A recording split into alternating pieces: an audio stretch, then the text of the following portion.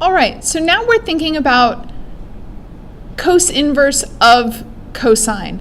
And we want to be really careful to not just think that these cancel each other out, because sometimes they do, but other times we need to think really carefully about our domain and range.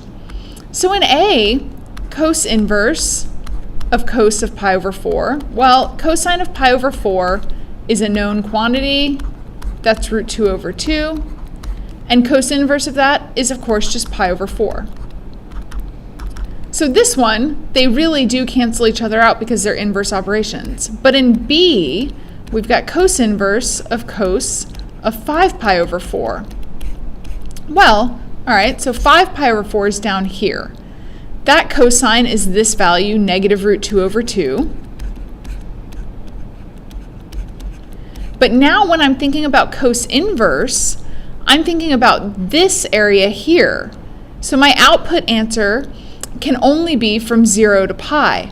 So that must mean I'm thinking of this equivalent angle, which is going to be 3 pi over 4.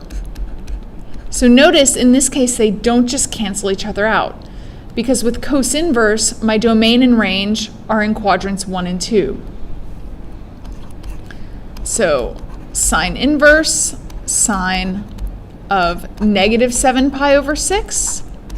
All right, negative 7 pi over 6, let's think about that one. That is here. So there, my sine value, and it's a pi over 6, so it's the shorter angle. All right, sine value is a half. So now I have sine inverse of a half. But when I think about sine inverse, I'm thinking negative pi over 2 to pi over 2. So now I want this half.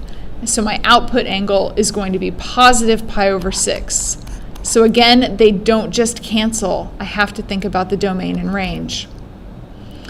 All right, so I'm going to stop here so that you can think about those. I'm going to post answers to these and all the rest of them. I think at this point, you should try and do them and then come check your answers. And of course, the ones that you can't get, come see me for help, and I will be happy to do that.